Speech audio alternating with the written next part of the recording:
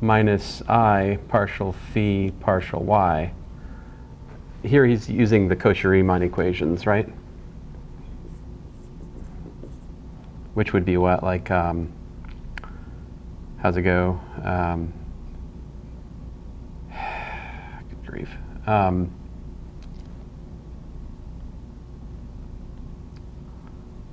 What's wrong with me here? Phi x equal to psi y and phi y equal to minus psi x in this current node. We usually use u and v, so it's just messing with my brain. Anyway, so f prime would be that. And f would be an antiderivative of this analytic function. Yeah. So he says, let g of z equal to partial phi partial x minus I partial phi partial y. So he's writing this up here to motivate this construction down here, which, okay, so we expect that should be f prime. All right? And now he says, he claims that G satisfies the Cauchy-Riemann equations on D. Let's see if we can see that. Does G satisfy the Cauchy-Riemann equations? So let's see here. So you know what would be helpful to me, guys? If we reminded ourselves what the Cauchy-Riemann equations look like. They're what? Partial in the, we should have what? Partial G partial X equals to minus I partial G partial Y. Aren't those the Cauchy-Riemann equations for us if we write them at the level of the complex function?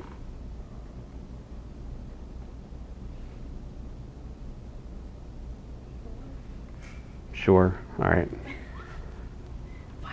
We're about 65% sure this is correct. We're going to go with it, though.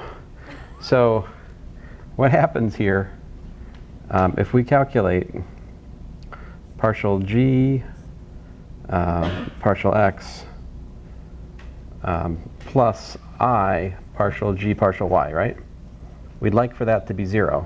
That being 0 would mean that our partly sure Cauchy-Riemann equations are for true.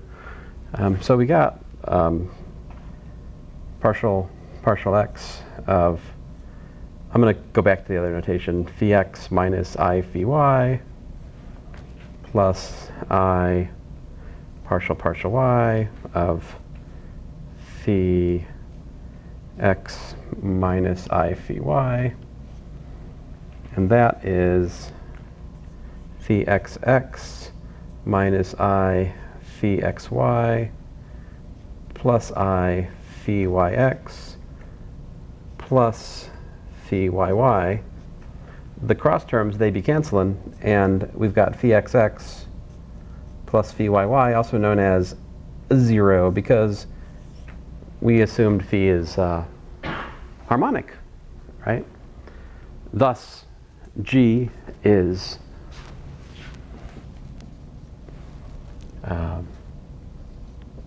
holomorphic,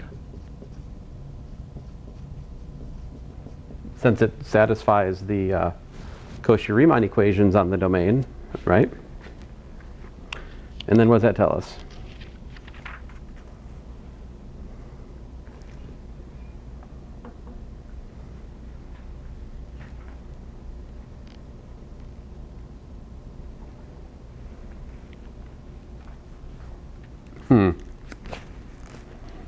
Section 4.4. What do we do in section 4.4? Hope this doesn't. Oh, Cauchy's integral theorem.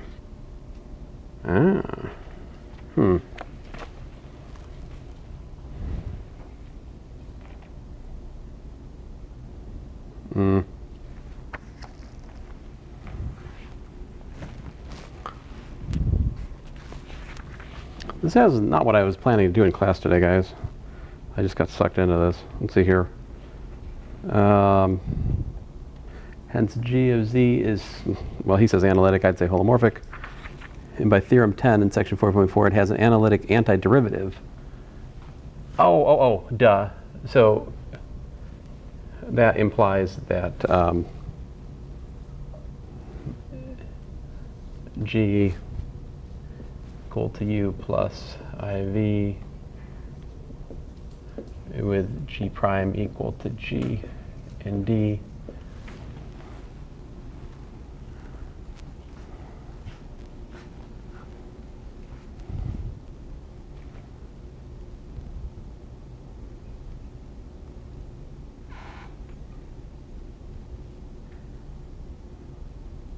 So then he basically, let me just stick a fork in this thing. So then he argues that the f of z that you were looking for is nothing more than g of z plus some constant.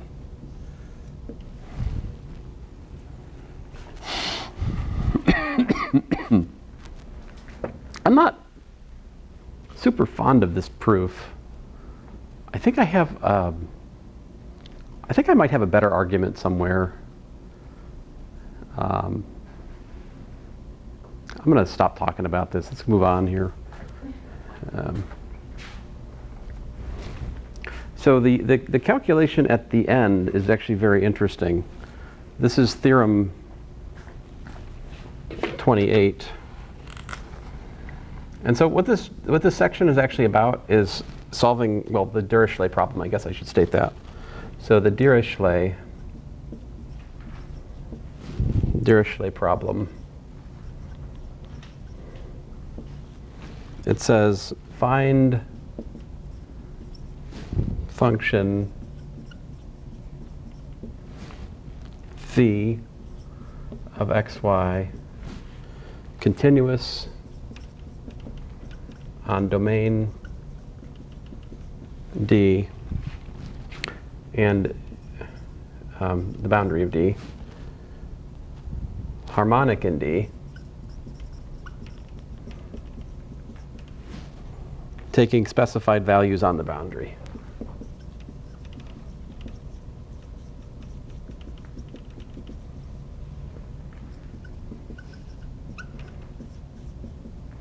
So that's the Dirichlet problem. We've actually solved the Dirichlet problem before test 1, right?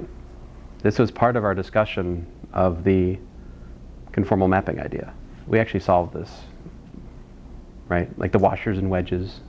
Those are examples of solutions to Dirichlet's problem. And so Theorem 28 says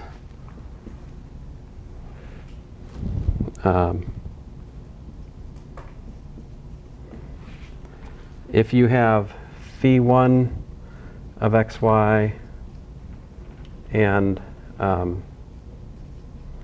phi 2 of xy harmonic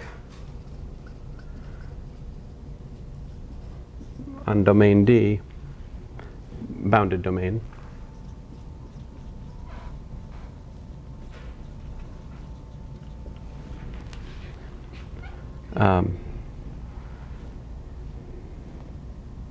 harmonic on D and continuous on D and its boundary. Furthermore, phi 1 equals to phi 2 on the boundary of D. Then what's the conclusion here?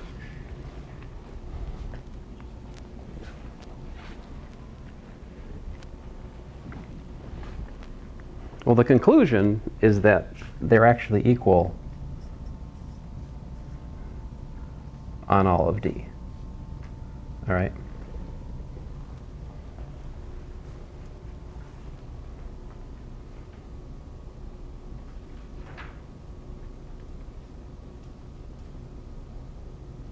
So if you look at phi 1 minus phi 2, right?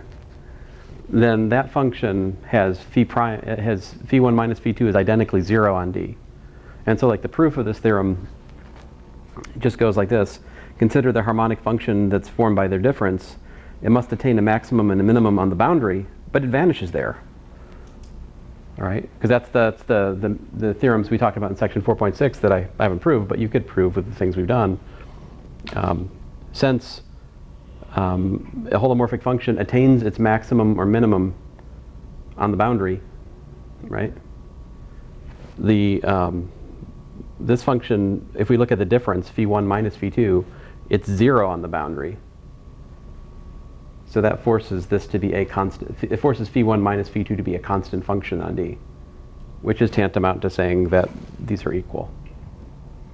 Now let me put this in terms of physics 232 for you guys. So physics 232, electromagnetism. You have two voltage functions on a bounded region. You specified their voltages on the boundary. If the voltages are equal on the boundary, they're equal everywhere. So this lies at the heart of like the uniqueness of the voltage function,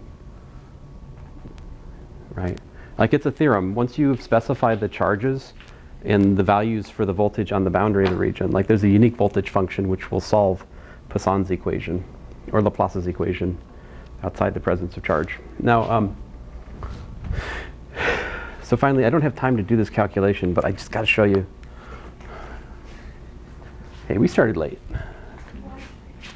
We did. We did.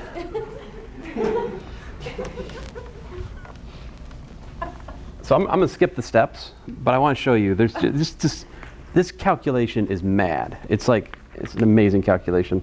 So he starts with f of z equal to 1 over 2 pi I, the integral of f of zeta d zeta over zeta minus z. And here the modulus of z is less than r. All right. And this is over the circle of radius r. And after about a half a page of nefarious calculation,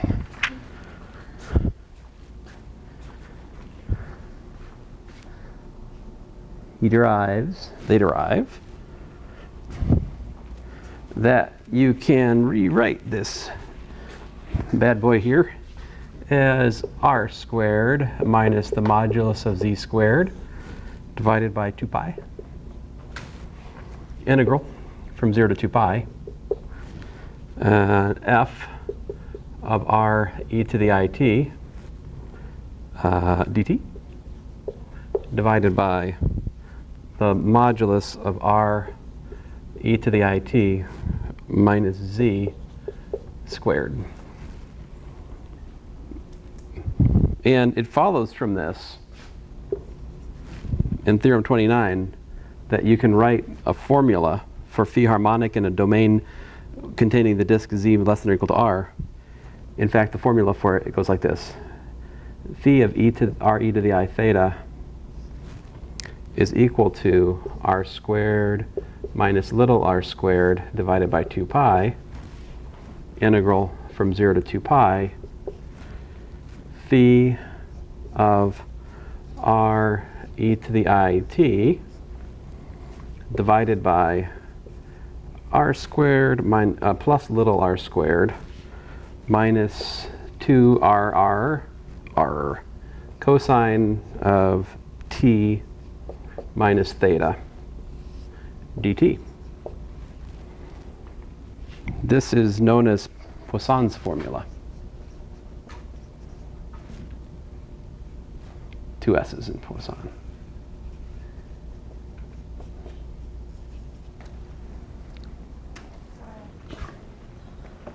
What this says is, I mean, this formula is how the last theorem I told you is implemented.